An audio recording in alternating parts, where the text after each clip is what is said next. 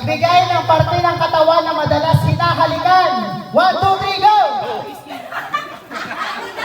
Ay, Ate Wilma, bumabalik na. Wala na pala. Sabay kayo! Hindi naintindihan ni Ate Wilma at Ate Julius. Lahat kayo magbibigay. Ano ba? Isa-isa lang. Okay. Mali pala ako. Sorry. Okay. Kuya, baka malayo-layo na tulugan natin ha. Okay, Kuya Julius, Ate Wilma. Ready? Magbigay.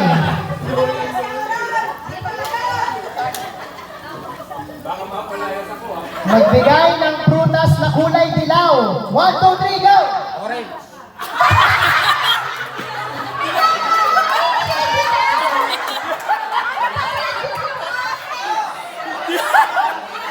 Dilaw nga eh! Orange naman! Kuya Julius, sinabi na nga nilaw, orange ang sinabi. Hindi pa yung hinog. Nagpapaliwanag po siya. Dapat Kulay dilaw pa yun eh. sa susunod may justification para manatalo tayo. Okay? Sorry. Eto na po. Ang purple team. Lugar na laging pinupuntahan ng mag-asawa. 1, 2, 3, go!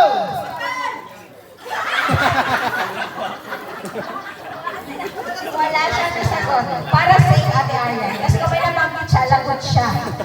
Bakit na lang ganun ang tanong mo? Okay. Si Ian at si Ate Annie.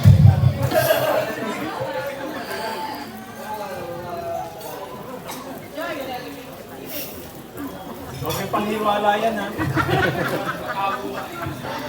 Ano ba yung mga bata hindi na nakikinig o hindi?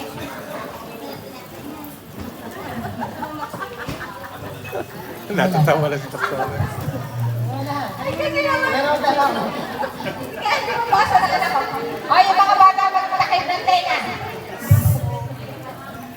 Ano daw? 1, 2, 3. Parte ng katawan ng malambot kapag hinawakan. 1, 3.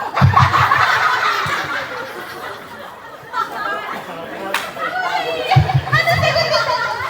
Pareho sila ng susuot. Ano ka? Sasabi lang nila eh. Sasabi lang nila eh. At least ko yan nila. Tama yun. Hiwala yan eh. Patay ka kayo. Titignan ko yan. Ako.